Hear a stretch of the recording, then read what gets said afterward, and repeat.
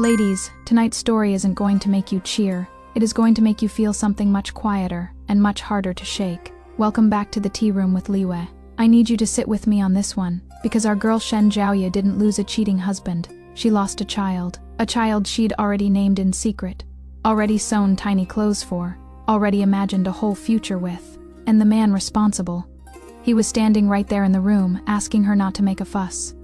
Let's dive right in, shall we? Dawn light had just seeped through the window lattice when the imperial physician knelt before the bed, cold sweat dripping from his forehead.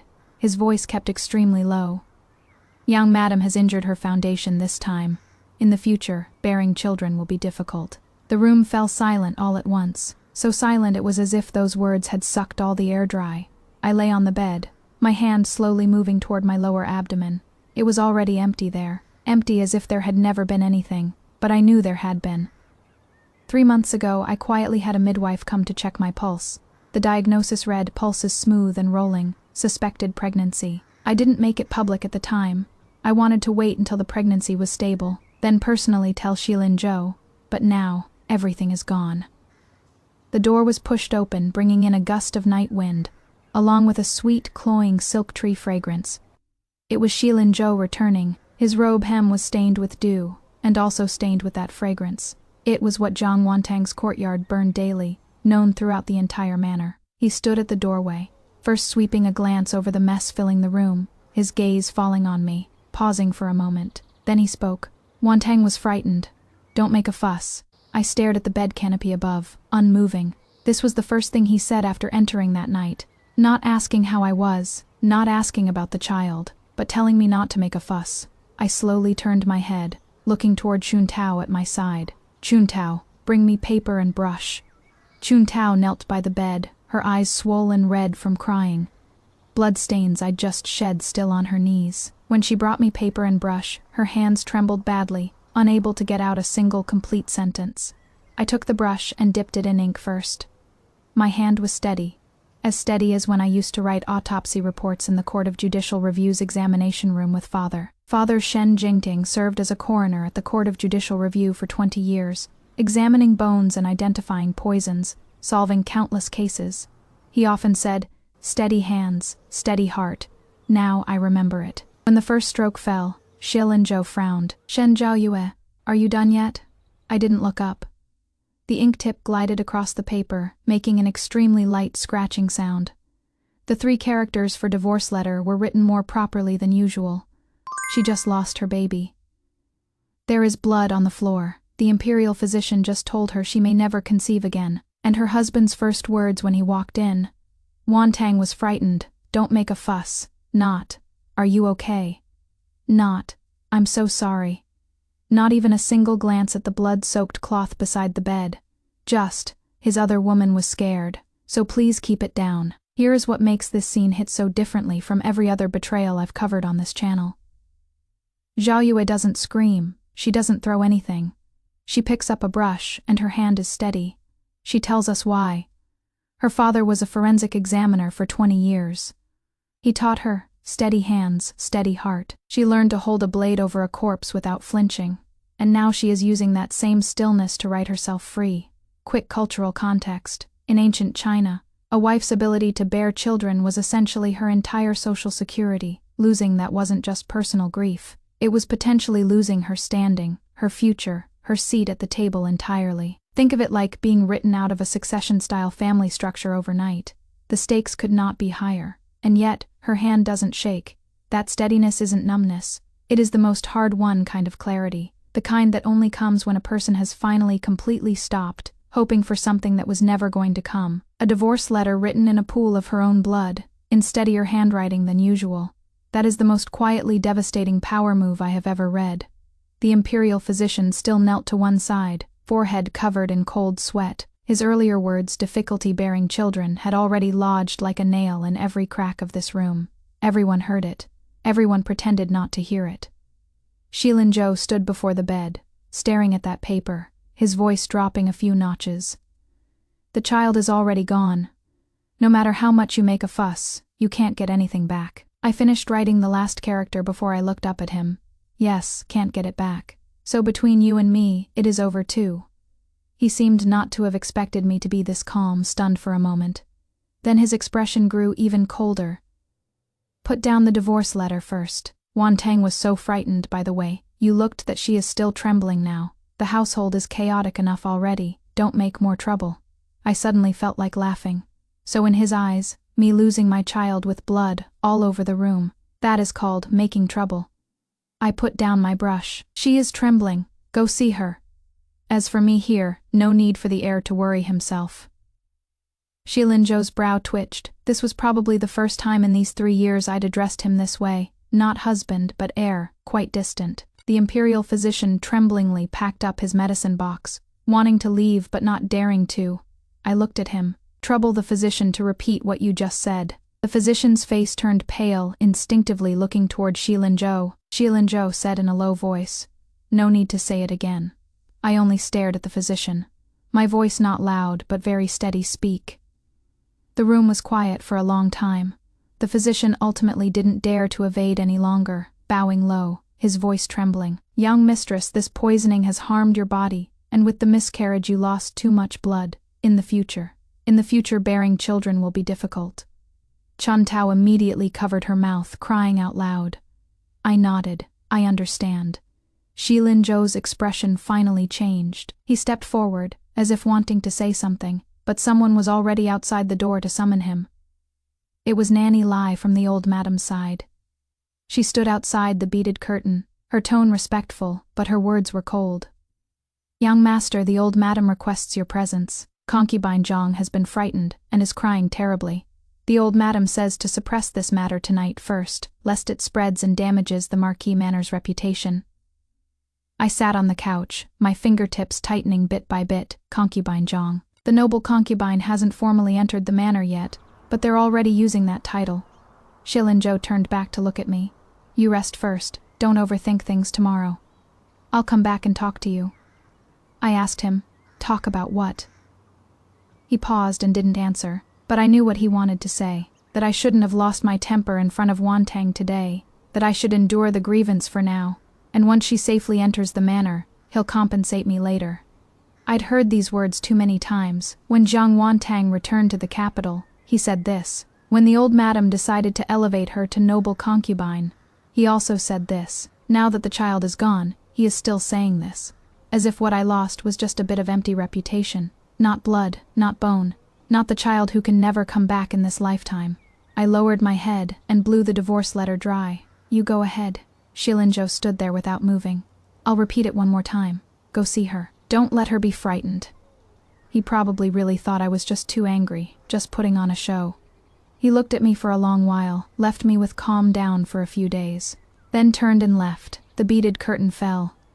That scent of acacia also faded away with him. I sat for a long time, so long that the blood on my legs went cold. Chun Tao, red-eyed, cleaned up the mess beside the bed for me. The moment her fingers touched a blood-stained piece of soft cloth, she started crying again. That was a little garment I'd sewn halfway through myself. Moon-white fabric, with an unfinished embroidered little rabbit on the cuff. Looking at that bundle of cloth, I suddenly remembered 3 days ago, I was still pairing it with a little silver lock under the lamplight. The lock was very small, hung at the corner of the swaddling cloth, and would jingle softly when moved.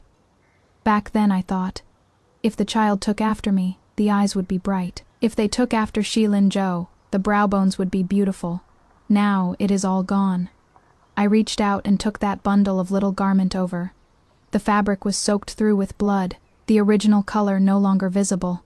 I folded it neatly and put it in the old box by the bed. In the old box there was also a little silver lock, a pair of tiger head baby shoes, and a peace talisman design I'd secretly traced. Chun Tao said through tears, "Miss, this servant will go beg the Marquis, beg the old madam, beg them to seek justice for you." "Seek what justice?" I cut her off. "Beg them to acknowledge this child died wronged, or beg them to let Zhang Wantang delay entering the household for a few days." Chun Tao froze. I propped myself up on the bed and slowly got up, my abdomen feeling like it had been hollowed out alive, the pain making my legs go weak. But I didn't let anyone support me. I steadied myself. "Go get my seal and keys." Chun Tao was stunned. "Miss, also bring out the storehouse ledgers, the tallies, and the account books." Her tears fell even harder. But she still did as told. That night, the back courtyard of the Marquis estate was brightly lit. In the eastern courtyard, the old madam stayed with Jiang Wantang, and summoned the imperial physician twice in a row. In my main courtyard to the west, only the sound of flipping through account books remained. I looked through them page by page: rice and grain, silk and satin, medicinal herbs, estates, monthly allowances, social exchanges. All these years, the holes in the Marquis estate were filled by me, bit by bit. Xiao Feizhou had no patience for managing the inner household. The old madam only cared about maintaining appearances. The second and third branches had their own agendas. It was I who shielded them. After shielding them for so long, even he himself forgot who it was that kept this Marquis estate respectable. Near dawn, light footsteps came from outside. Several servants carried wooden boxes out of my small medicine room.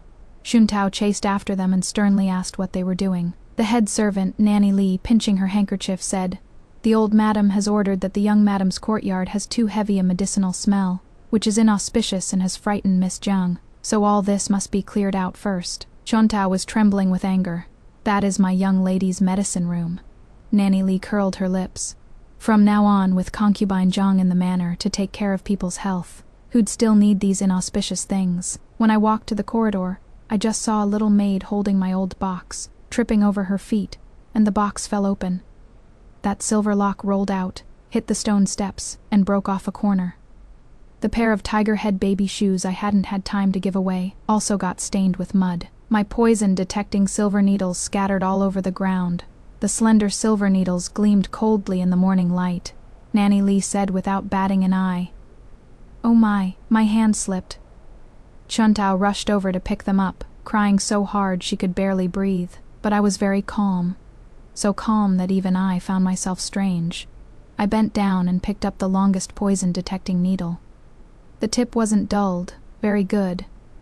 Seeing I didn't speak, Nanny Li grew bolder. "Young madam, the old madam also said you should behave yourself these days, and not let word of the miscarriage get out. The manor is about to hold a joyous occasion. Seeing blood is inauspicious." I looked at her. Whose joyous occasion? She paused for a moment, then said, "Naturally, the young master's and concubine Jiang's." A sharp sound. The poison-detecting needle in my hand drove straight into the wooden pillar beside her, only half an inch from her neck. Granny Li screamed out loud. Her legs went soft, and she fell directly to the ground. Everyone in the courtyard turned pale. I withdrew my hand and said flatly, "Pick up my things, exactly as they were. If even one item is missing, I'll go to the old madam's courtyard and retrieve them one by one in front of everyone in the household." No one dared to move anymore. Even Granny Li picked up that broken corner silver lock with trembling hands. Standing under the corridor, I suddenly recalled what Father said when he taught me to identify poisons years ago. He said, "Drawing blood with a blade isn't real skill. Someone who can seal a throat with one needle doesn't necessarily have real skill.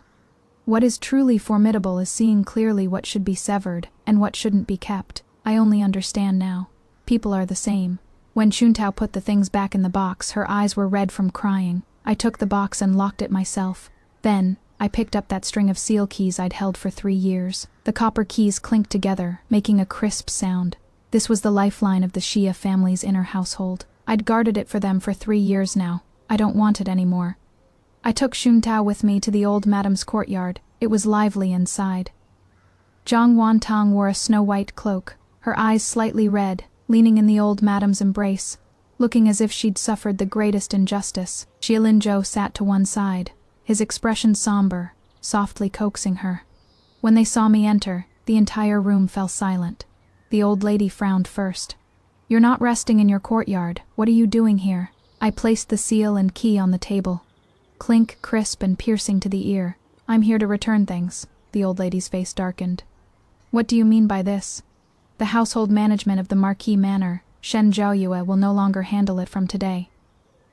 I took out the account books from my sleeve, placed them on the table. My voice not loud, but every word clear. The account books from the heirs' quarters, the warehouse tokens, the estate deeds. I've tallied everything, not a penny off. Monthly allowances accounted for up to yesterday. The autumn grain accounts from the estates are still 2 pages short.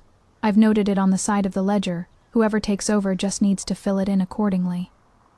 The old lady froze for a moment, She probably hadn't expected that I'd even handle the account handover this thoroughly. Zhang Wantang lowered her eyes, gently biting her lip, her voice as soft as a spring breeze. If elder sister is angry because of me, I'm willing to. You're not worthy.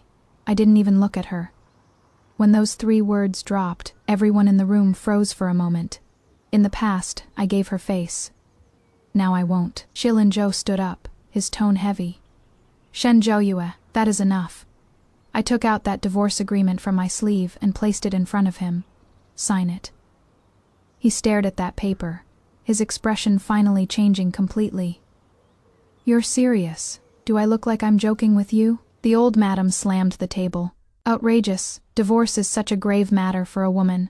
You, a coroner's daughter, marrying into a marquise's household is already marrying up, and now you dare to put on airs. I looked at her. Yes, my father is a forensic examiner at the Court of Judicial Review, making his living examining bones to solve cases. Since the old madam finds it so lowly, then today I'll return this marriage to the marquise's household. Consider it returning things to their rightful owner. The old madam choked on my words, her face flushing red. Zhang Wantang's eyes reddened again as she stepped forward half a step, her voice trembling. Sister, I know you resent me, and I accept that, but you can't make things difficult for the old madam, and even more, you can't break the heir's heart. I ignored her. I only looked at Shilin Zhou. Hair, will you sign or not? Shilin Zhou stepped forward, as if finally angered. You lost the child, I know you're suffering, but must you make things utterly irreparable? Just a momentary grievance, and you want to divorce. Shen Zhouyue, when did you become so unreasonable? Looking at him, I suddenly felt these 3 years had been utterly absurd. The child was gone. I would likely never conceive again. My medicine room was cleared out. The little clothes and silver lock I'd prepared for the child were trampled into the mud. In the end, in his words, it was merely a momentary grievance. I gently smoothed my sleeves. Shilin Zhou, from now on, your Marquis Manor, your noble concubine, your dignity, live with them yourself. I'm done playing along. With that, I turned and left. Behind me, chaos finally erupted. The old madam shouted sharply. Zhang Wantang cried out in alarm. Shilin Zhou called my name from behind. I didn't look back as I walked out of the courtyard gate. Chuntao caught up and shoved the old box into my arms. Holding the box, I walked out step by step. The sky was already bright. The main gate of the Marquis Manor opened a crack. The gatekeeper saw me carrying my bundle. His face turned pale. He wanted to stop me but didn't dare, only stammering out, "Young madam." I paused. Not anymore. Then I stepped over the threshold. Behind me, the noble gates of the Xia family. 3 years of absurdity. The word mother. That child never got to say ahead. The long street, the morning mist, the lingering morning bells from the Court of Judicial Review. I didn't look back, not even once.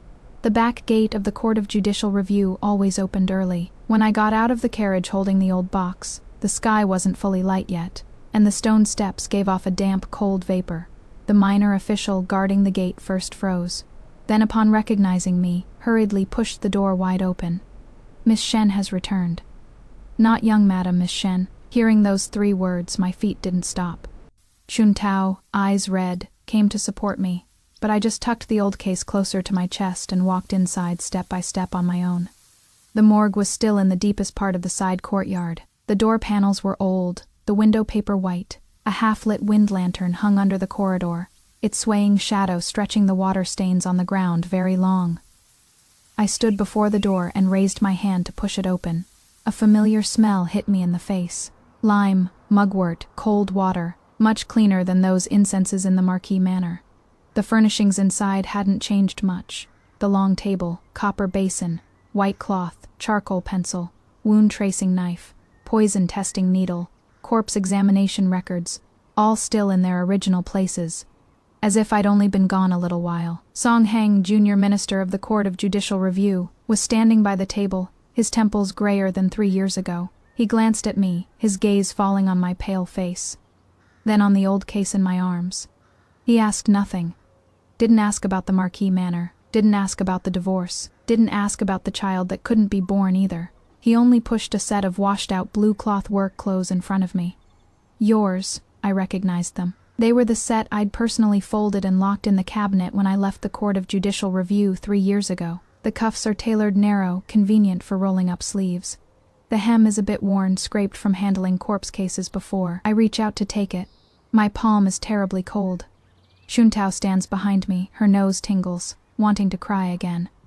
I don't cry. In front of a room full of people, I remove the last pearl hairpin from my head, take off the brocade robe that still carries the scent of the Marquise's manor, layer by layer, undressing very slowly and very cleanly, until only that blue cotton old clothing remains.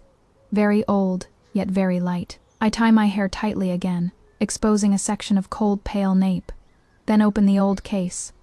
Wound tracing knife, poison testing needle, corpse examination records, lying neatly inside. I take out the wound tracing knife, gently wipe it once with a handkerchief. The blade flashes bright, like myself. Song Heng looks at me, asks in a low voice, "Can you still do it?" I tuck the poison testing needle into my sleeve. "I can.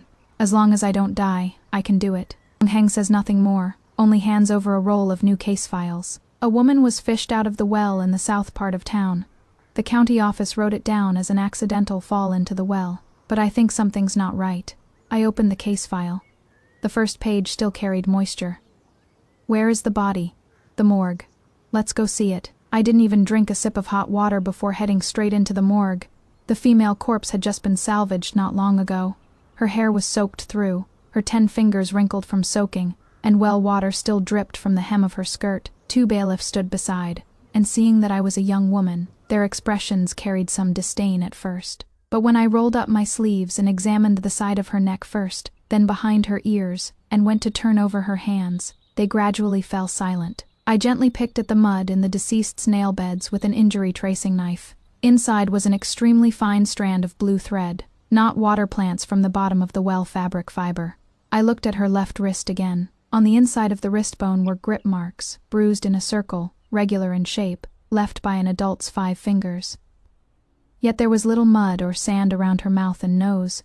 Didn't look like she fell into the well alive. When I spoke, my voice was calm. Not an accidental fall. Before death, someone pressed down on her wrist, and there are also traces of blunt force trauma on the back of her head.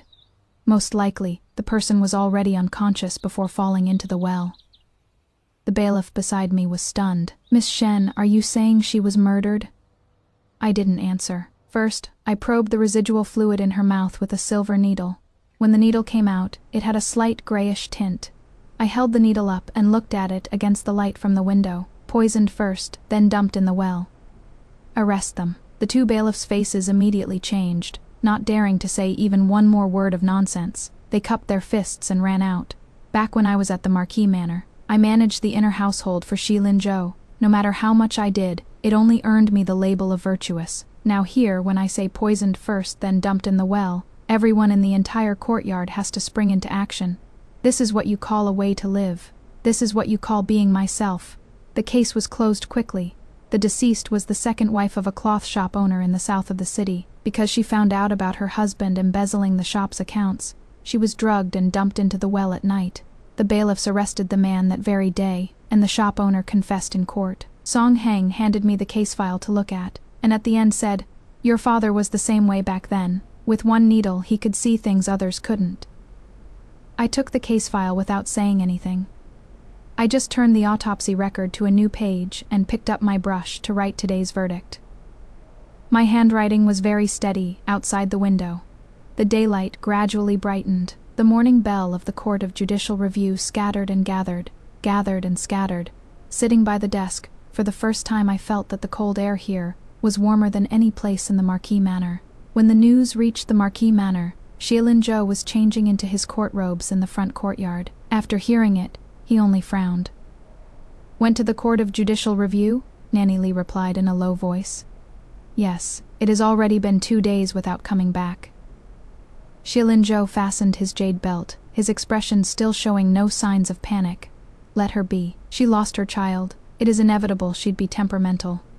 Let her go back to her parents' home and cry for a few days, or idle around the Court of Judicial Review for a few days. When she calms down, she'll naturally come back." Nanny Lee opened her mouth but ultimately didn't dare to respond. He was too certain. certain that I couldn't leave the Marquise's estate, certain that I couldn't leave him, even more certain that no matter how wronged I felt, I would come back, just like every time in these past 3 years. On the third day, the household management of the Marquise's estate fell into chaos first. The east courtyard said the monthly silver was short.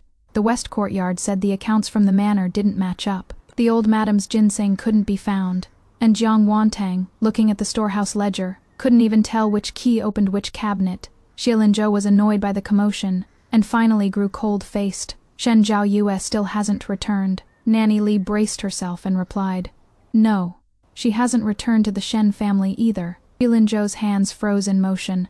"Then where is she?" "At the Court of Judicial Review. I heard that these past few days she has been following investigations and examining corpses. The Well corpse case the day before yesterday, and a missing persons case yesterday. She solved both of them." The room fell silent for a moment. Jiang Wantang held her tea, gently bit her lip, and spoke softly. "Sister Zhaoyue is probably just acting out of spite. If the heir apparent goes to fetch her himself, she'll surely come back." These words were spoken very gently and very familiarly. Every time before, she had always positioned herself as innocent and dignified in this way. But this time, Xie Linzhou didn't respond immediately. He only stood up, "Prepare the carriage." When he arrived at the Court of Judicial Review, I was washing my hands in the autopsy room. The water in the copper basin was tinged with a faint bloody color. Covered under the white cloth was a male corpse that had been delivered today. Outside the hall, someone was urging for case files. In the courtyard, officers came and went, and upon seeing me, they all paused first. "Miss Shen, should we examine the throat first for this corpse, or open the abdomen first?" "Miss Shen, I've already sealed that packet of medicine residue from earlier. Do you want to examine it again?" "Miss Shen, Minister Song requests your presence. He says he'd like to hear your verdict first." I dried my hands. First answered the previous question, then flipped the autopsy record book to a blank page. "Examine the throat first. Don't touch the medicine residue. I'll go in a bit. Tell the minister to wait until I finish examining this one." One sentence after another, everyone in the courtyard was listening, and they were all waiting. Not waiting for the young lady of the Marquis Manor, but waiting for Shen Zhaoyue of the Court of Judicial Review. It was at this moment that the door curtain was lifted by someone. Cold wind suddenly swept in, and brought in that scent of albizia I'd long grown sick of. I looked up. Xie Linzhou stood at the door, wearing dark-colored everyday clothes, his features still the same as before. But he stood in the morgue, completely out of place here. Like a luxurious garment, forcibly thrown into bloody water. When he saw me, he clearly froze for a moment. Probably he expected to see a red-eyed Shen Zhaoyue waiting for him to coax her. But what he saw was me with my sleeves rolled up, wearing old blue cloth clothes, standing beside the mortuary bed, holding an injury tracing knife in my hand. I spoke first. "The morgue is cold and damp. If the young lord has no case, please wait outside." Xie Linzhou walks into the Court of Judicial Review expecting, what, exactly a tearful wife waiting to be coaxed back? Instead, he finds Zhaoyue in old blue work clothes, sleeves rolled up, wound-tracing knife in hand, with an entire room of officers waiting on her every word. And when she finally acknowledges him, case management protocol. "The morgue is cold and damp. If you have no case, please wait outside." Here is the cultural layer that makes this so rich in imperial China. Forensic work, handling corpses, examining bodies, was considered low status, even unclean. For a noblewoman to choose this over a Marquis manor, society would have called it a step down. But watch what happens the moment she walks back in. Every person in that building waits for her verdict. She names a murder with one silver needle, and an entire investigation moves. She didn't step down. She stepped back into herself, and Xie Linzhou standing there in his fine robes, completely unable to function in this space. That image says everything. He belongs to a world built on titles and appearances. She belongs to a world built on truth. Those two worlds were never really compatible. She just took 3 years to fully see it. When he tries his, "I'll make it up to you" speech, and she simply turns back to the body on the table, not even angry enough to argue, that is a woman who has moved so far forward that his voice barely registers anymore. He stared at me, his brow slowly furrowing. "Must you speak to me this way?" I put the injury tracing knife back in the tray, my voice flat without any inflection. "This is the Court of Judicial Review. If the young lord wishes to report a case, go to the front hall. If you wish to identify a body, you must register first. As these words fell, the several runners in the room all lowered their heads, none daring to look around. Xilinzhou's expression darkened. Shen Zhaoyue, I've come to take you back. I picked up the corpse registry and opened a new page. I'm not going back. The Marquis Manor is no longer my place. He seemed to finally be stung, and took a step forward. How long are you going to keep this up? The Knight Wan Tang was frightened. I tended to her first because she is frail. Why do you keep holding on to this? It is all in the past. Come back to the Marquis estate with me first. In a few days, I'll make it up to you. Make it up to me again, wronged for now again. I'm sick of hearing it. I looked up at him. My lord, the people lying in the morgue also mostly died from a simple didn't mean to. But when someone's dead, they're dead. When a child is gone, they're gone. What good does your talk of compensation do? Xilinzhou's breath caught, but I no longer wanted to discuss this with him. I pointed at the doorway. I need to perform the autopsy. Please step aside. He didn't move. I didn't look at him again either. I simply turned around, lifted the white cloth, picked up the wound tracing knife, and traced along the old wounds on the corpse's chest and abdomen bit by bit. The room was so quiet that only the sound of the blade lightly scraping remained. Several officers held their breath. Song Heng also stood waiting outside the door, waiting for me to speak, waiting for me to make this cut. Whether it was an old wound or a new injury, an accident or murder, poisoning or sudden death. Xilinzhou stood by the door, watching all this, his expression finally changing bit by bit. No one here asked me whether I cried last night. No one asked me if I would return to the Marquis Manor. Everyone only cared about one thing. Shen Zhaoyue's verdict. This was where I truly belonged. With one cut of the knife, I lifted my head. It wasn't an accident. Old fracture on the sternum, ash in the throat, poison residue in the abdomen. Go seal the kitchen, bring last night's leftover soup. With a single command, the runners immediately moved. No one hesitated. No one turned back to look at Xilinzhou's expression either. He stood by the door, truly realizing something for the first time. I wasn't being petty, wasn't waiting for him to coax me, much less just crying somewhere else. I had uprooted myself completely from the Marquis Manor. I picked up my autopsy knife, poison testing needle, and corpse examination register again, changed back into my old clothes, became once more that Shen Zhaoyue, who didn't need to depend on anyone's favor, yet could still make everyone wait for my word. When Xilinzhou came to the Court of Judicial Review for the second time, he wasn't wearing court attire. He had changed into plain everyday robes, removed the jade piece he usually wore at his waist, and only carried a black lacquered medicine box in his hand, as if he finally understood that this place didn't recognize his status as heir apparent.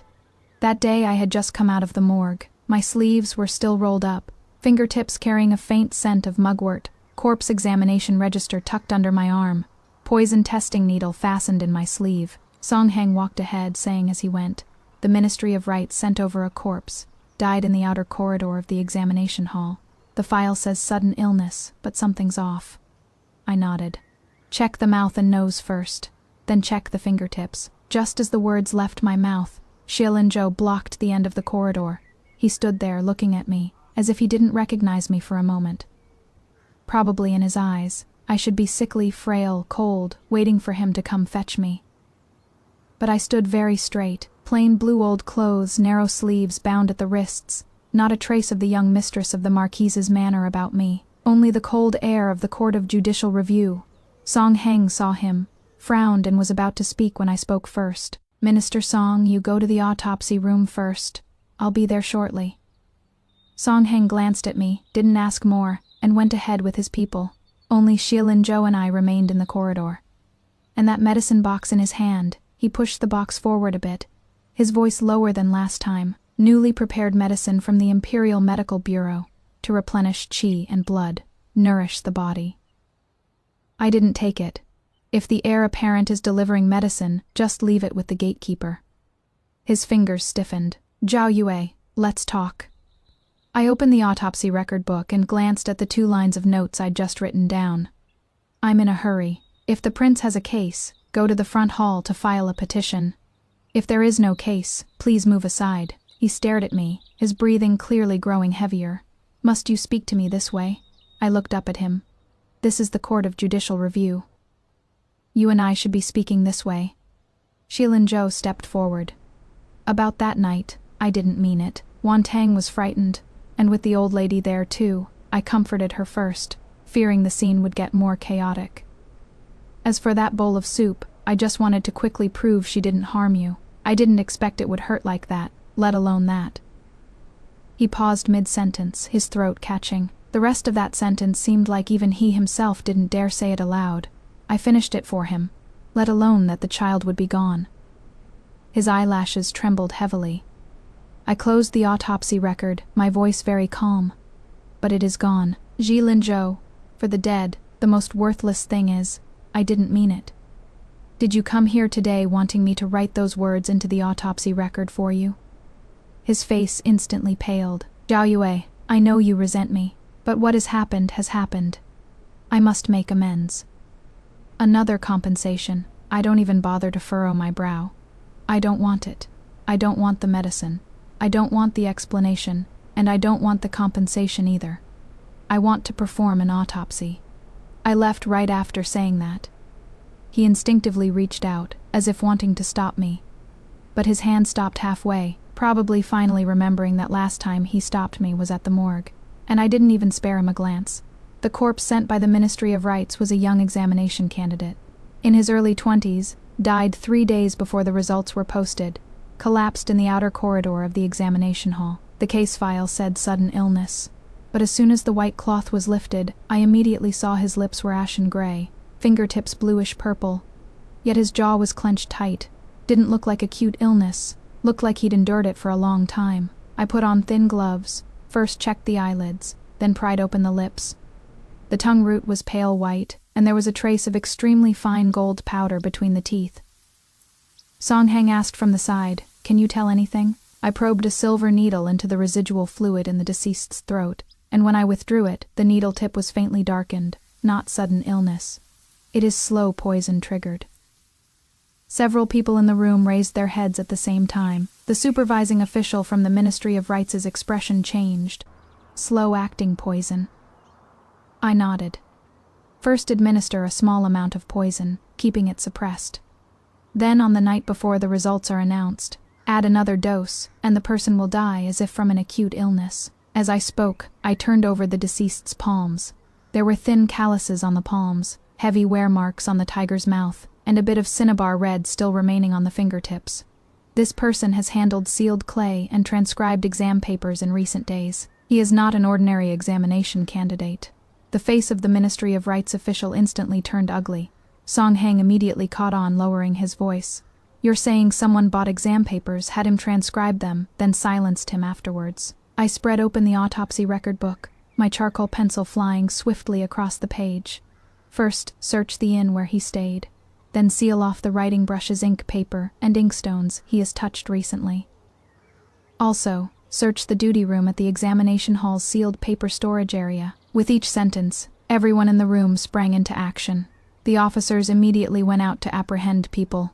The Ministry of Rights official, who had just been speaking in official tones, now didn't dare say another word, because what everyone here was waiting for was my verdict, not his official position.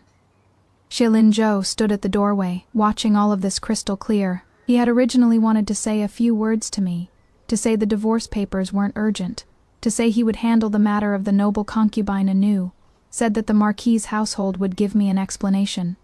He had thought through all these words along the way, but standing at the entrance to the morgue, watching everyone waiting for me to speak, he suddenly couldn't say a single word, because for the first time, he saw clearly. After leaving the Marquis's household, I wasn't living in a wretched state. I had come back to life. It wasn't being lowered into the dust. It was standing back in the place that had always belonged to me. Half an hour later, the constables searched the inn and found a box of incompletely burned draft manuscripts. Inside were 2 policy essays clearly not written by the same person, and a small packet of used gold powder. As soon as I saw that powder, I knew we had it. The gold powder in the deceased's teeth and the powder from the embossed edges of the paper pages were exactly the same. Songhang slammed the case files onto the table. "Arrest them." The Ministry of Rights official no longer dared to utter a word about sudden illness. The court session convened quickly. The deceased's classmate, the innkeeper, the duty room clerk, One by one they were brought forward under guard. I stood beside the long table, white cloth, silver needles, residual liquid, draft manuscripts, all arranged neatly. The courtroom was very quiet. When I spoke, my voice wasn't loud. The deceased had been taking poison for more than a day. Yesterday another dose was added, and he died from the poison. The gold powder in his teeth, the calluses on his palms, the drafts in his lodging, all can prove he had copied exam papers for others. Some bought the exam papers, and some killed to silence witnesses. With that final sentence, the atmosphere in the hall suddenly shifted. The deceased's classmate panicked on the spot, and after enduring only a few questions, revealed everything. It turned out someone really had paid a large sum for the exam papers, and after the deceased copied the papers for someone, he tried to back out and demand more silver, so he was silenced ahead of time. A case of sudden death that was supposed to be suppressed was thus overturned into an imperial examination fraud case. Songheng closed the case file, and the way he looked at me had changed. "Miss Shen, this case is credited to you as the primary achievement." I acknowledged with a sound, just doing my duty. The words were spoken lightly, but falling upon Shilin-Zhou's ears, they weighed heavier than anything. In the past at the Marquise's estate, no matter how much I did, the household only felt it was as it should be. Now, at the Court of Judicial Review, with one needle I examined, and one statement I made, I could pry open a major imperial examination case. That kind of contrast was harsher than if I'd cursed him 10 times. When the court session adjourned, the sun had already sunk in the west. The officers collected evidence, the registrar copied case files, and even the people from the Ministry of Rights politely addressed me as Miss Shen. Shilin-Zhou stood at the bottom of the steps, watching me come out from the hall. I held the autopsy record book under my arm, with my sleeve still stained with a bit of medicinal powder that hadn't been washed clean. As the wind blew, my hair ribbon moved slightly. He suddenly realized that I looked like this, more dazzling than when I was at the Marquise's estate. Not from rouge, not from jeweled hairpins. It is when a person stands firm, they naturally radiate light. He finally was willing to lower his head. But I don't care about that anymore. Zhao Ye. He called my name again. His voice was already very low. Come back with me. I'll handle things with the Marquis manor. Whether it is Wantang or the old madam, I can talk to them. If you don't want to see her, I'll have her move out.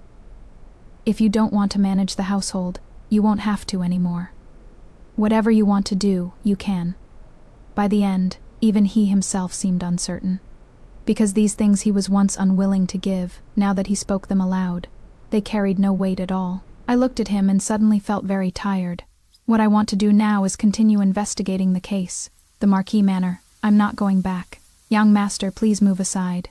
He stood there without moving, so I stepped to the side and walked past him.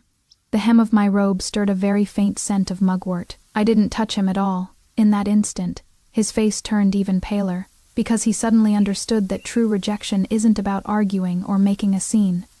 It is not even willing to touch at all. Xuntao came hurrying over with a cloak and said to me in a low, "Miss, 2 more drowning victims have been sent to the charity morgue in the west of the city. The county yamen can't determine whether they were drowned first then dumped, or killed first then submerged. They're asking you to come take a look." I nodded. Go now. Xuntao was stunned. Now. I didn't stop walking and went straight out the back door of the Court of Judicial Review. The carriage was already waiting. As I got on the carriage, Shilin-Zhou finally chased out a couple of steps. Zhao Yue. I didn't turn back. The carriage curtain dropped, and the carriage headed straight for the west part of the city, leaving him standing alone at the entrance of the Court of Judicial Review. Still holding the medicine box he never managed to give away. He waited for a long time, from dusk until the lanterns were lit. Finally, he went to ask the gatekeeper. The gatekeeper lowered his head and replied, "Your lordship, Miss Shen will probably stay at the charity morgue tonight and won't be coming back." Staying at the charity morgue, not going back to her parents' home, not hiding away crying, not waiting for him to come pick her up either. She went to the mortuary, went among the white cloth and bones, so busy that even seeing him felt like a waste of time. Shilin-Zhou stood in the night wind, motionless for a long while. For the first time, he truly tasted the feeling of coming up empty. It wasn't that he arrived a step too late. It was that I never planned to leave a place for him at all, and at the charity morgue in the west part of the city, I was lifting the white cloth from the second corpse. The lamplight shone on the autopsy record, each stroke of the characters steady and firm. There was wind outside the window. There were also people who waited in vain at the Court of Judicial Review's entrance all night. But none of that concerns me anymore, because from this moment on, I only want to examine corpses, investigate poisons, and solve cases.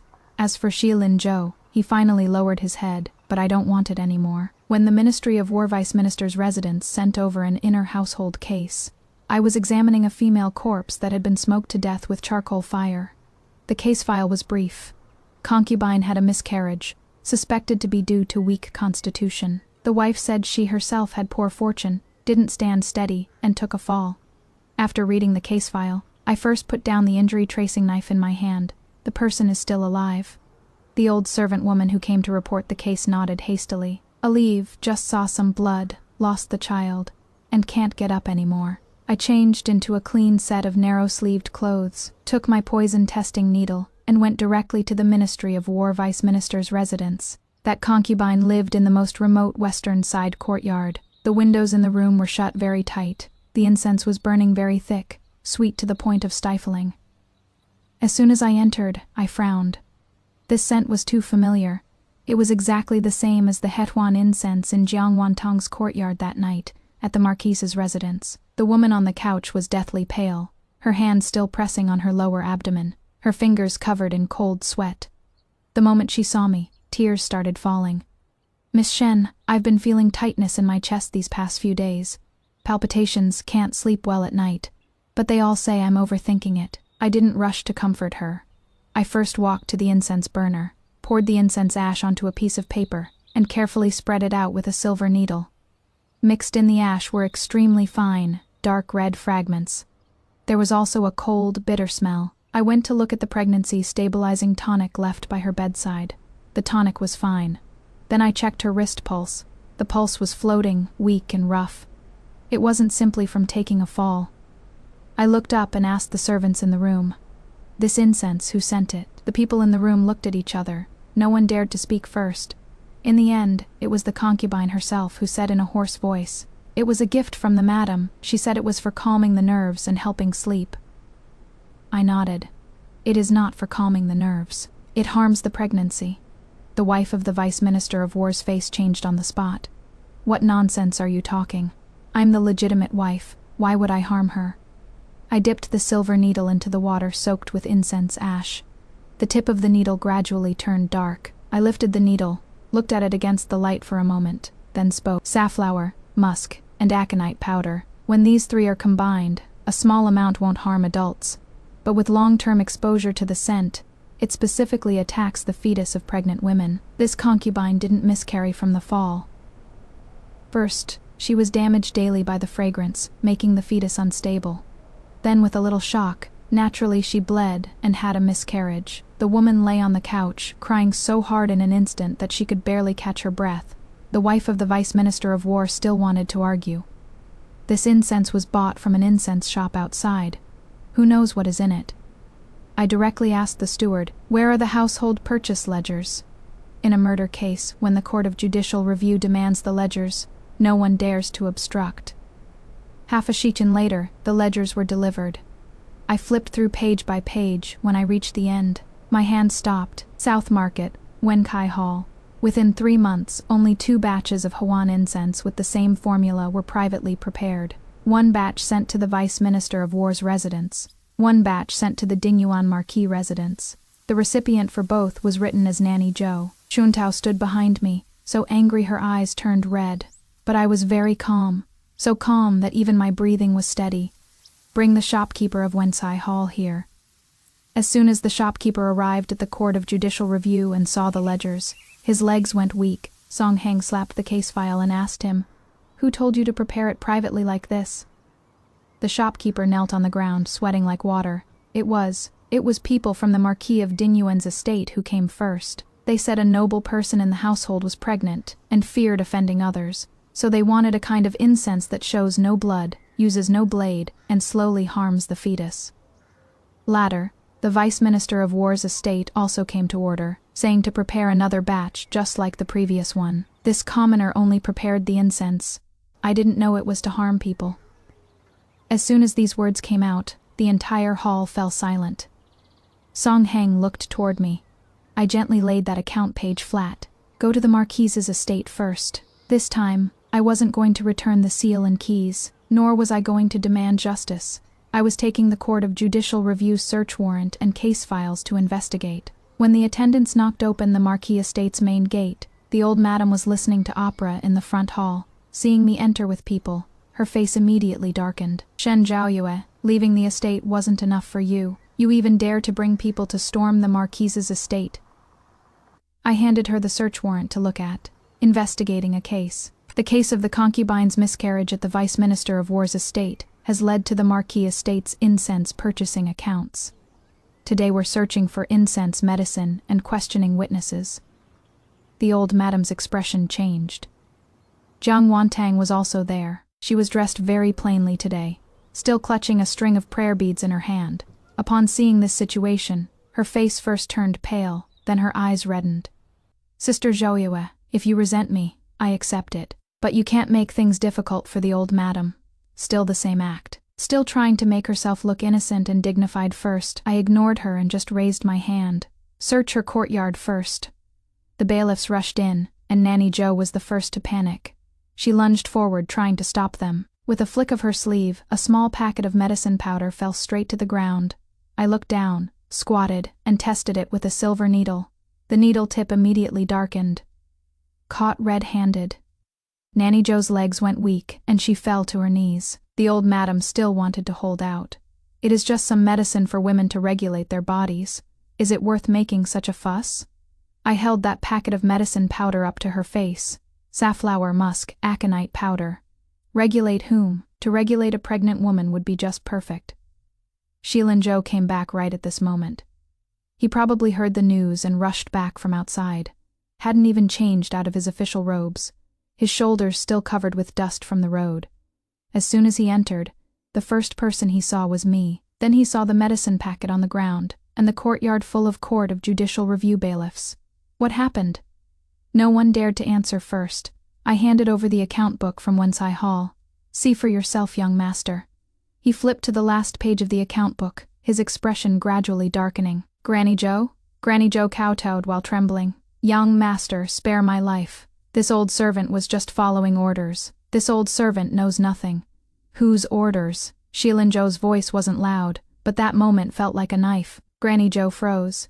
Jiang Wantang's eyes immediately reddened, stepping half a step forward, her voice trembling. It was me. I always sleep restlessly at night, so I asked the granny to prepare some calming incense. I didn't know there were these things in it. If Sister Zhaoyue hates me, I accept it, but you can't pin everything on me. She spoke beautifully. Every word and sentence left herself a way out. Unfortunately, I didn't come today to listen to her cry. I had someone bring in another person. It was the midwife who had checked my pulse for peace that day. As soon as she entered, she collapsed. This old servant confesses. This old servant confesses everything. It was Miss Jiang who gave silver, telling this old servant to secretly check the young madam's pulse, saying if she is truly with child, to tell her immediately. This old servant said the young madam's pulse seemed like pregnancy, and she asked in great detail, asking how many months, asking what to avoid, asking what to fear most. The old madam stood up at once. You're talking nonsense. The midwife cried until her face was covered in tears. This old servant wouldn't dare, and before the poison test that night, Nanny Zhou went to the kitchen first. After she came back, Miss Jiang said she felt nauseous from the smell of the soup, and refused to touch anything meant to be consumed. She even said something at the time, said that the young madam has always been healthy, so it wouldn't matter if she took a sip for her. The courtyard was so quiet, even the wind seemed to have stopped. Shilin Zhou didn't move, but the color drained from his face bit by bit. I looked at him and slowly spoke. That concubine from the Minister of War's household. She was harmed day after day by the fragrance. Her pregnancy weakened, and eventually miscarried. It was the same for me that day. That incense fragrance in the Marquis manor first damaged the pregnancy. The poison in that bowl of soup gave it another push. Add to that shock, anger and agitation, the bleeding couldn't be stopped. So that night wasn't some accident or injustice. Somebody calculated that I was pregnant, calculated that I would test that bowl of soup, calculated that I would lose my child. I paused, my gaze falling on Shilin Zhou's face. And that bowl of soup, You personally handed it to my lips. That last sentence was like stabbing a knife directly into his chest in front of the entire Marquis manor. Xilinzhou's fingers suddenly clenched tight. He seemed like he wanted to say something, but his lips moved and not a single word came out. Because he finally understood, that night wasn't an accident. It wasn't bad luck. It wasn't her being wronged for a bit first to be compensated later. It was him standing on Zhang Wantang's side, using his own hands to send that child to death. Zhang Wantang still wanted to grab his sleeve. Linzhou, listen to me. I didn't mean to harm the child to death. I was just afraid that if sister had a legitimate son first, in the future, I in the household. Before she finished speaking, Xilinzhou suddenly shook her off. The force was so great that she staggered backward, fell to the ground, and her forehead hit the edge of the stone steps, immediately drawing blood. In the past, if she shed a single tear, he couldn't bear it. This time, with blood all over her face, he didn't even look. He only stared at Nanny Zhou, his voice terribly hoarse. Send her to the authorities. The old madam finally panicked. Linzhou, no matter how wrong Wantang is, she is still the person you wanted to bring through the door. How can you? I brought her through the door. Xilinzhou suddenly laughed. That laugh was cold and ugly. Yes, I was blind, and I dirtied my own hands. So from today on, she'll be sent to the authorities for punishment, and Nanny Zhou will be taken along. Whoever dares to speak a word in her defense will go together. The whole room fell into dead silence. Even the old madam was stunned. She probably never imagined that her grandson, who had always been obedient to her, would go this far for a child who was already gone. But I knew this isn't enough. Far from enough. When Zhang Wantang was taken away by the officers, her hair was completely undone, her white dress trailing blood. There wasn't a trace of delicacy or dignity left. She turned to look at Xilinzhou, her eyes full of panic. Linzhou, I truly like you. Xilinzhou finally looked down at her, but that gaze was as cold as if looking at a stranger. You think you're worthy of talking about liking someone? You laid hands on my child. With those words, Zhang Wantang's whole body went limp. Only at this moment did Xilinzhou truly acknowledge it. That was his child. Not just a fetus that Shen Zhaoyue had lost. His own flesh and blood, his firstborn son. He could have had a child, but now there was nothing left. I gathered up the case files and turned to leave, but Xilinzhou suddenly chased after me and grabbed my wrist. His palm was burning hot, yet his fingertips were trembling. Zhaoyue, I didn't know. I really didn't know she knew you were pregnant.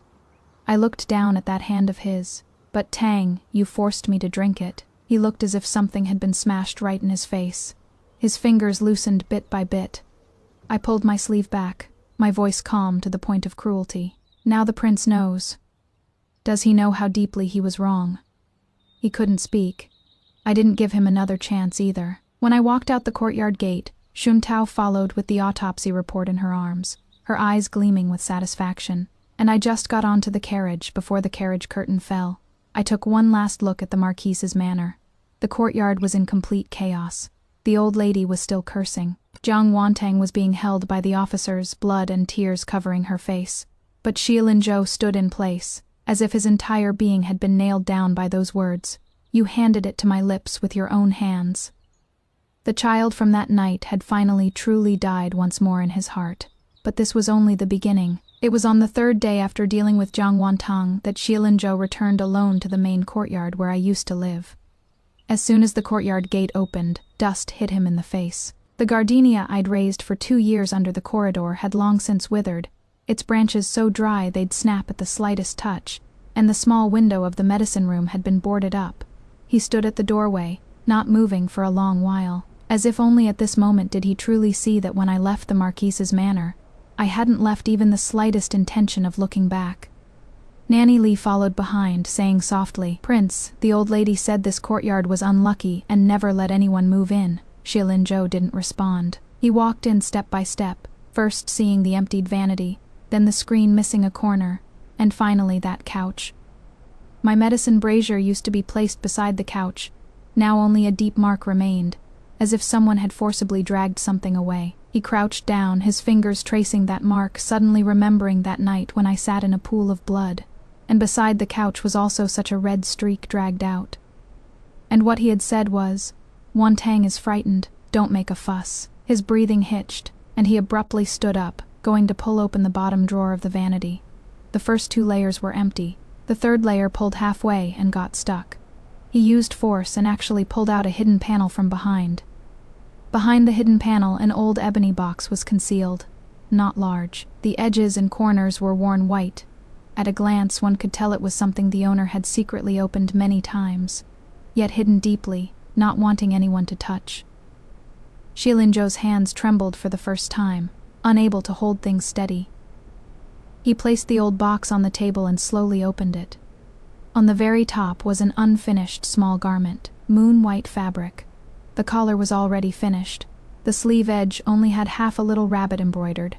The stitches were extremely fine, finer than every single inner garment she had ever mended for him. He remembered this fabric that day. She said it was getting cold, and she wanted to make him an undergarment to wear close to the skin. Turns out it wasn't for him. Pressed beneath the small garment was a small silver lock with a broken corner.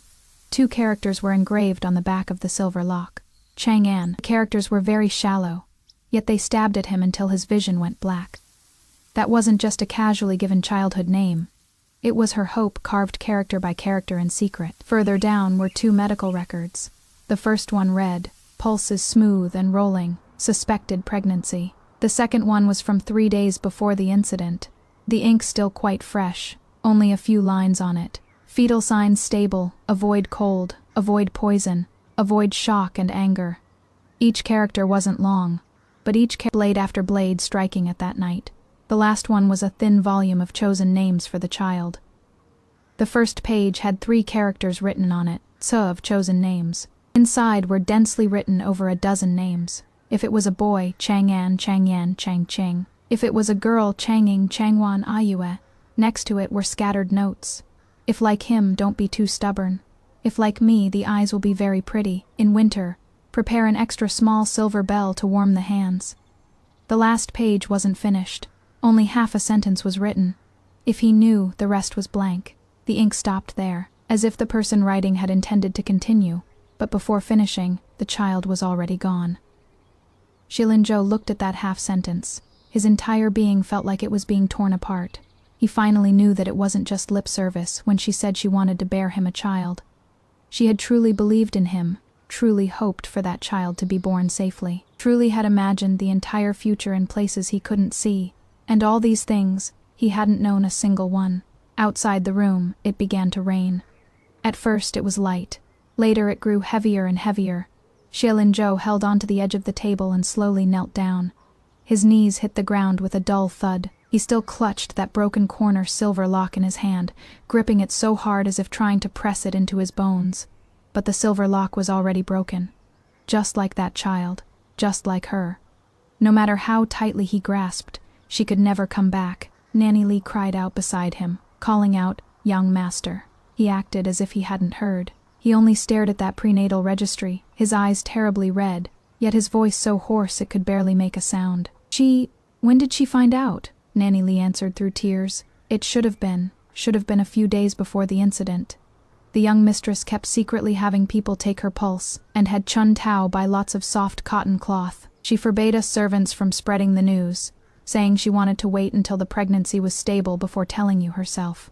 With those words, Shilin-jo finally couldn't hold on anymore.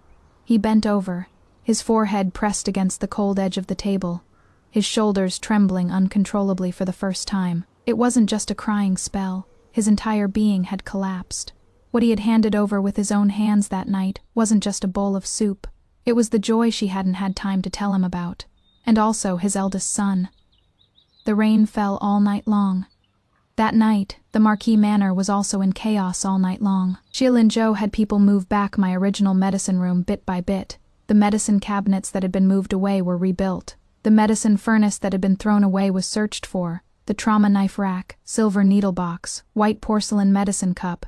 Each item was replaced to match the old ones. Whatever couldn't be found back was remade according to the old design. Craftsmen worked through the night. Shilin-jo stood under the corridor watching, like he'd gone mad.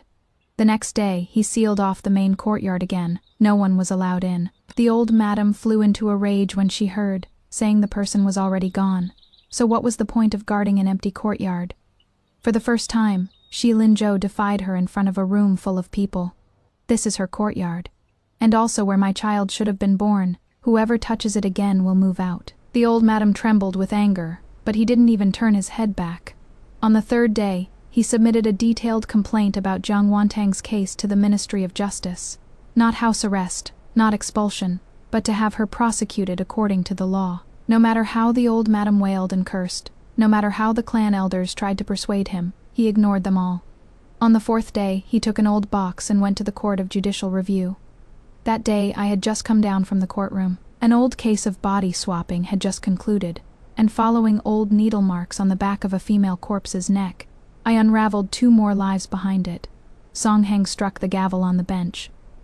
Corpse records are clear, poison identification is accurate. From this day forward, the autopsy division of the Court of Judicial Review shall be under the command of Shen Zhaoye.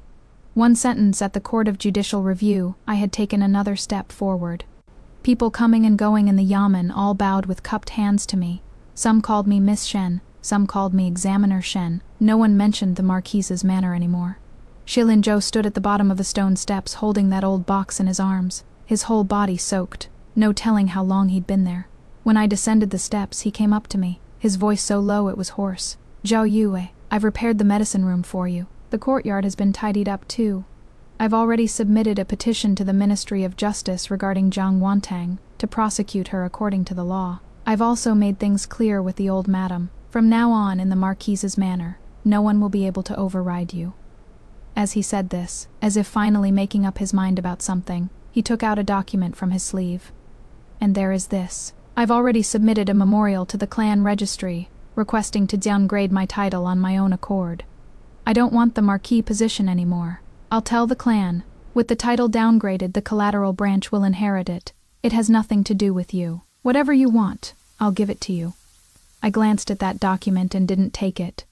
What I want, you can't afford to give. His fingers froze. I switched the autopsy register to my other hand, my voice so flat it had no ripples at all. I want the child alive. I want you standing by my side that night. I want you, when there was blood all over the floor by my legs, to look at me first, not someone else. Zhi Linzhou, can you do that? He couldn't answer with a single word because these things, they've already passed. Once they've passed, they can never be made up for. I went around him and continued walking out, but he suddenly knelt down. In front of the Court of Judicial Review, people were coming and going. Officers, commoners, clerks, they all saw it. A Marquis heir holding an old box, kneeling on the stone steps, as if he'd finally cast aside every bit of his dignity. "Zhao Yue, give me one chance to atone. Just one chance." I paused, turned back to look at him.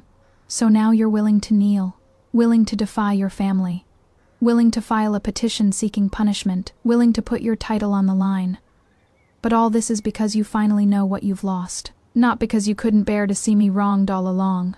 He couldn't speak, but the old box in his arms fell to the ground with a thud as his hands trembled.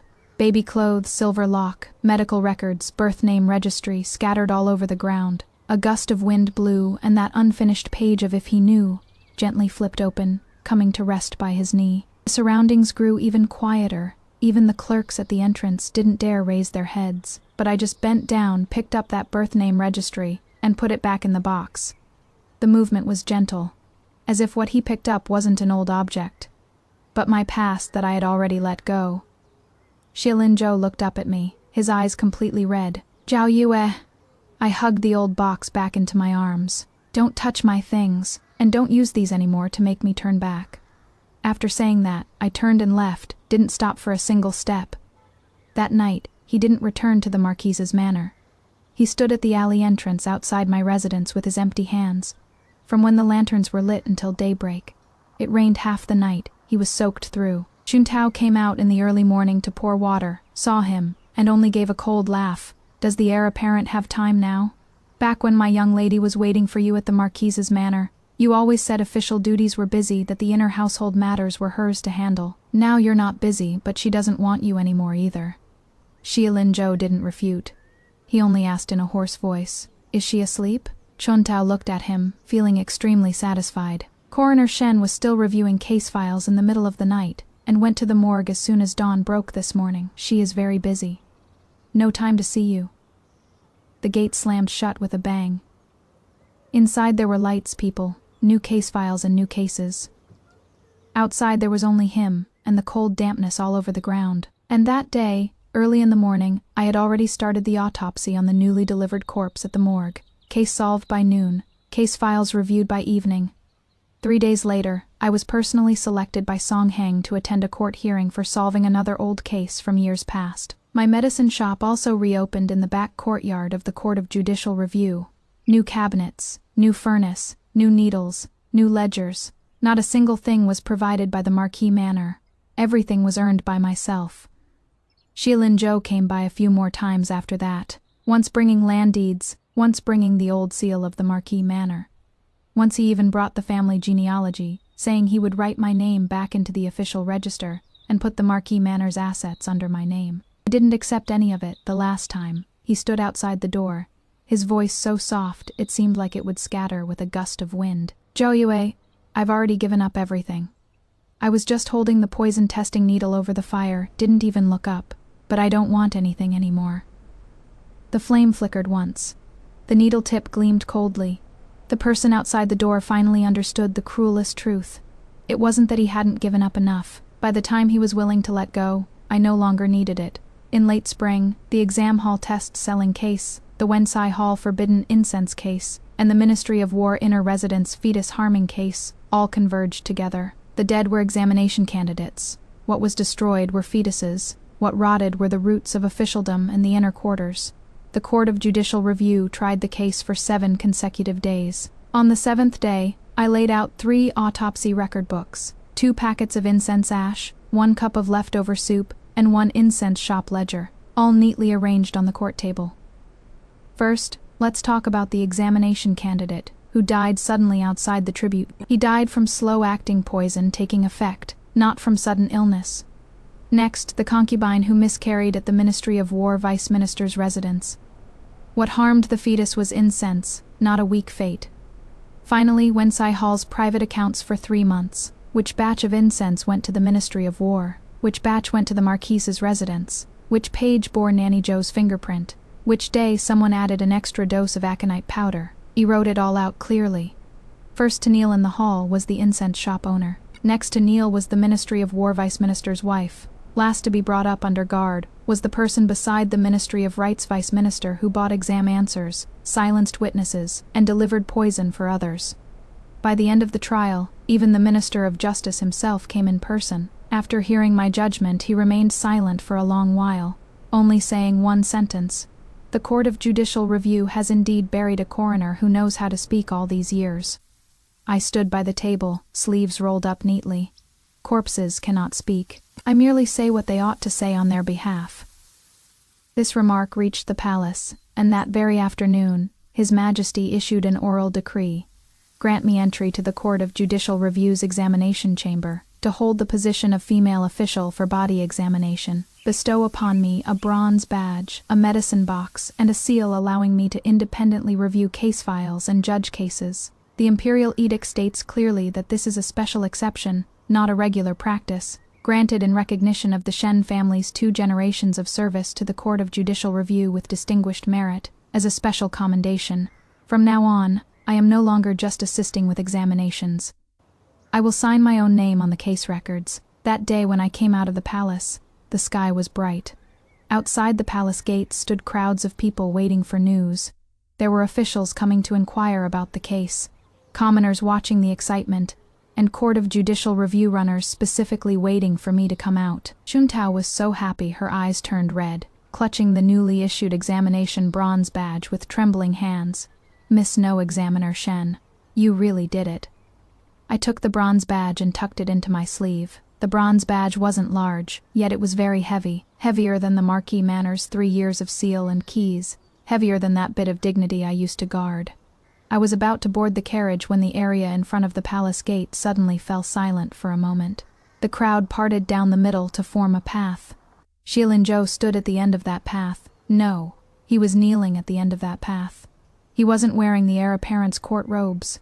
He wore only a plain robe washed to a faded white, with 3 items placed before his knees. A signed divorce agreement, a marquis seal already returned to the imperial clan court, and that small silver lock with a broken corner, repaired but cracked open again. Everyone on the street was watching. Someone recognized him and gasped softly, because just this morning, news had spread from the clan mansion. The Marquis of Dingyuan's heir, Xie Linzhou, had requested to relinquish his title. The emperor, acknowledging his honest confession, approved his demotion to an idle position, with the Marquis title to be inherited by a collateral branch. The old madam fainted on the spot. The clan elders chased after him, cursing that he'd gone mad. But he only said one thing: if the Marquis's manor needs a dead child to keep up appearances, I don't want this title. The capital talked about it all day. No one expected he would actually give up the Marquis's title. Even less did anyone expect that after giving up all this, he would kneel at the palace gates, waiting for me. I stopped in my tracks.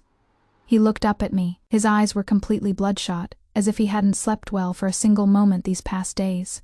But he didn't say like before, "Bear with it for now." He held up that divorce agreement with both hands. "Zhao Yue, I've signed the divorce agreement you wrote. Jiang Wantang has been sent to the authorities to be tried together with the Wenkai Hall case and sentenced according to law.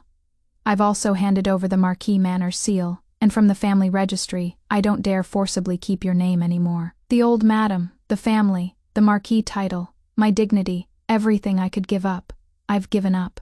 By the time he finished speaking, his throat was clearly hoarse. "Come home with me." The whole street was so quiet, even the sound of wind was clear. Xuntao instinctively stepped forward, as if afraid he would touch me again, but I just looked at him, looking at the person who used to think even standing on the wrong side was perfectly natural, now covered in dust, kneeling on the imperial street, begging me to turn back. He was finally willing to lower his head, willing to send away his noble concubine, willing to defy the old madam, willing to return the Marquis seal, willing to turn the entire Marquis Manor upside down. But all of this came too late. Seeing I didn't speak, that little glimmer of light in his eyes trembled bit by bit, as if afraid I would leave. He hurriedly pushed that little silver lock forward again. Chang'an's name, I saw it. The birth name registry, I saw it too. Zhao Yue, I know now. I know everything now. As these words fell, those around who didn't know the inside story also slowly changed their expressions. They finally knew he wasn't just kneeling before a divorced wife, but also before a child who never got to be born. I lowered my eyes, looking at the silver lock on the ground. The broken corner still hadn't been smoothed out. Like some things, once cracked, they're cracked. Next to it was that divorce agreement. The paper was new. The ink was also new. It is not the same one I wrote by the pool of blood that night, but it means the same thing. Both are severing ties. Xie Linzhou is still looking at me, as if waiting for a pardon before execution. His voice trembles, but he still manages to finish speaking. "If you want to be a coroner, I'll be with you. If you want to stay at the Court of Judicial Review, I'll wait outside. If you don't want to return to the Marquis's manor, we won't go back. As long as you speak up, anything is fine. Zhao Yue, just give me one more chance." Some people in the crowd can't bear to watch anymore. Others are waiting for me to soften after all. He has already given up everything he could give up, but they don't know. What I lost that night was never something an apology could bring back. Not the Marquis title, not the dignity, not a Jiang Wantang. It is the child I never got to tell him about, and also the Shen Zhaoye who was still willing to trust him. I bend down and pick up that divorce letter. In Xie Linzhou's eyes, a sudden flash of brightness, like a drowning person grabbing onto the last piece of wood. But in the next instant, I tucked the divorce papers into my sleeve. Only took the divorce papers, didn't touch the Marquis seal, didn't touch that silver lock either.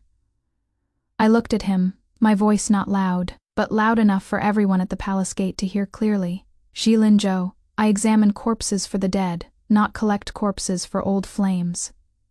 His whole body froze. I continued speaking. "One divorce paper, I'll take. As for old feelings, the child died that night, and whatever feelings I had for you died that night too. You kneeling here today isn't to beg me to come back. You're begging to make yourself feel better. But why the hell should I give you that?" This is the line I've been thinking about since I finished this story at 2 a.m. Xie Linzhou has done everything by this point. Surrendered his Marquis title, sent Jiang Wantang to the authorities, defied his mother, his clan, his entire social identity, kneeling publicly on the imperial street, by every rule of the romance playbook. This is the moment she softens, but Zhao Yue doesn't just refuse him. she diagnoses him. She names exactly what his grand gesture is really about. Not her, not the child, but his own need to feel absolved, his own need to believe that if he sacrifices enough, the scales balance out somehow. And she says, "Why should I be the one to give you that peace of mind?" That question hit me like cold water, because how many times have we been asked to perform forgiveness, not because someone had truly changed, but because they needed to feel better about what they'd done? The silver lock detail is what breaks me. She had engraved their unborn child's name, Chang'an, meaning perpetual pieces, on it herself, in secret. When he holds it out to her, she doesn't take it. She takes only the divorce papers, because that child belongs to her grief, not to his redemption story. She takes the paper, leaves the silver lock on the ground, boards the carriage, doesn't look back, and when the runner gallops up calling Coroner Shen, "New body, come immediately," and she just says, "Got it," without breaking stride. That is not a woman running from pain. That is a woman who has somewhere to be, as the last sentence fell. The color drained from Shilin Zhou's face, inch by inch. As if only in this moment did he truly understand. What he was begging for was never me. It was his own peace of mind, but I don't owe him that peace of mind. He still wanted to speak. His lips moved twice, but he couldn't get a single word out. I didn't give him another chance. Just as I turned to get in the carriage, a runner from the Court of Judicial Review came galloping over on horseback. "Shen Xian! Another unidentified body has been found under the South City riverbank. Song Xiaoqing asks you to return to the office immediately," I acknowledged. "Got it." Then I lifted my foot and boarded the carriage from start to finish. I never turned back once. Before the carriage curtain fell, the last thing I saw was Shilin Zhou still kneeling in place. The shadow of the palace gate pressed down on him, a long stretch. Before his knees lay the marquee seal, by his hand the silver lock, as if he had laid out all the most important things in his life, but even laid out, no one wanted them. After that day, I officially settled into the coroner's office at the Court of Judicial Review. 12 compartments of medicine cabinets, 6 volumes of poison records, 3 cabinets of autopsy formats. Newly arrived runners, upon seeing me, would first call out Coroner Shen. The Ministry of Justice borrowing files had to go through me first. The county office sending bodies had to go through me first. Even those old officials who used to look down on the coroner profession began waiting in the hall for my verdict. I walked more and more steadily, walked into brighter and brighter light. Later I solved 2 more cases. One was a body-swapping murder. One was mother and child poisoned together. The day I finished writing the case files, Song Heng handed me a newly made small seal. The seal bore only 2 characters. "Zhao Yue," he said. "From now on, your autopsy record need not bear anyone else's name." I accepted the seal, gave my thanks, and when I turned around, Chuntao was smiling so broadly, her eyes curved into crescents. "Miss Look, you now have your own name." Yes, I now have my own name. Not young Madame Shi, not the mistress of the Marquise's household, and not that person in someone's mouth who should just bear the grievance for now. I am Shen Zhaoyue. I am the female coroner official of the Court of Judicial Review. As for what became of Shilin Zhou later, some news spread through the capital. They said his title was demoted. He moved out of the Marquise's old residence and lived alone guarding an empty house. They said the old madam cursed him for half a year in her illness, but in the end couldn't curse him into coming back. They said he never kept any other woman by his side again. They said every rainy night he would place that broken horned silver lock on the table and sit staring at that unfinished tub of baby names until dawn. Some also said he would often stand outside the gate of the Court of Judicial Review, not blocking anyone's way, not speaking either, just watching me go in and out in my official robes, again and again drawing his hand back, as if he finally knew that some people once missed can never be caught up with again. When these words reached my ears, I was in the morgue examining a set of newly delivered bones. 3 knife marks on the bones. An old case dragged on for 6 years. I picked up my brush to write the first line of my verdict without even pausing my hand. Chuntao glanced at me from the side and asked softly, "Miss, they're saying outside that Shilin Zhou has come again." I passed the silver needle over the flame. "Let him wait." Chuntao blinked. "Wait for what?" I put down the second stroke. Wait for what he should wait for. But I won't go. Wind passed by outside the window. The white cloth moved slightly. I lowered my head to write the autopsy report. My handwriting very steady. Later, no one in the capital ever mentioned me and the Marquis manor together again. When they spoke of Shen Zhaoyue, they would only say, "There is a female coroner at the Court of Judicial Review who can identify poisons and examine bones, whose pen determines life and death. If father knew from the underworld, he would surely be gratified." He said back then, "What is truly formidable is seeing clearly what should be severed and what should not be kept. I understand now." As for Shilin Zhou, he finally let go. Let go of his precious concubine. Let go of his family clan. Let go of his marquis title. Let go of his dignity. But the child won't come back. She won't come back either. The wind outside the window passed by once more, the lamplight steady. I lowered my head, stroke by stroke, finishing today's autopsy report. As I finished writing the last word, I lifted my head and glanced out the window. The sky was very blue, very deep, very far. Like this life, still so long ahead. You know what this story kept making me think about? That moment, and I think a lot of us have had it, when you're in the middle of something that is slowly hollowing you out, and you keep telling yourself it is fine, it is manageable, you can hold it together. And then something happens that can't be undone, and in the wreckage of that moment, you suddenly see the whole picture clearly for the first time. For Zhou, that moment was lying in a pool of blood, while her husband worried about someone else's feelings. And what she did with that clarity, she didn't rage, she didn't collapse, she didn't wait for anyone to come save her. She picked up a brush, she wrote 3 characters. She went back to the place where she had always been herself. What gets me is how small her return looks at first.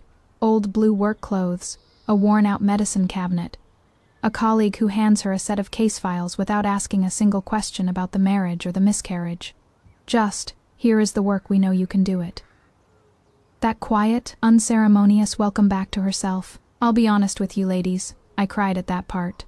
And then watching her grow case by case, needle by needle, until the emperor himself issues a decree, until she has her own bronze badge, her own seal, her own name on every record she writes. Not young Madame Xi, not the Marquis Manor's mistress, just Shen Zhaoyue, her father's daughter, her own person.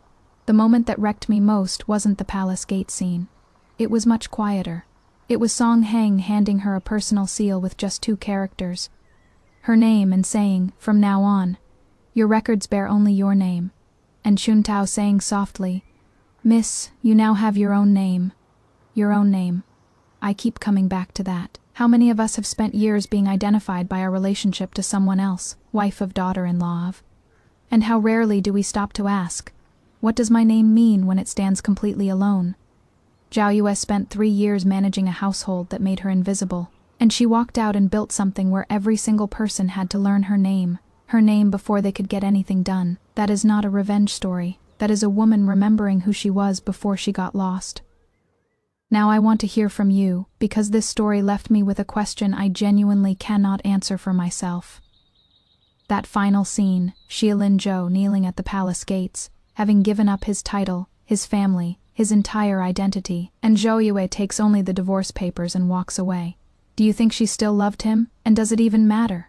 Because I've been sitting with this. Sometimes people can love someone and still know, with absolute certainty, that going back would cost them something they can never rebuild. That forgiveness and reconciliation are 2 completely different things. That you can grieve a person and a future without owing them a second chance. Would you have taken the silver lock? Would you have turned around? Or has there been a moment in your own life where you finally understood what Zhaoyue understood? That by the time someone is willing to give you everything, you've already stopped needing it? Tell me in the comments. This is a real question and I want real answers. And if this story moved you, share it with someone who needs to hear it today. Sometimes we all need a reminder that walking back to yourself is not giving up. It is the bravest thing there is. I'm Liue. I'll see you in the next one.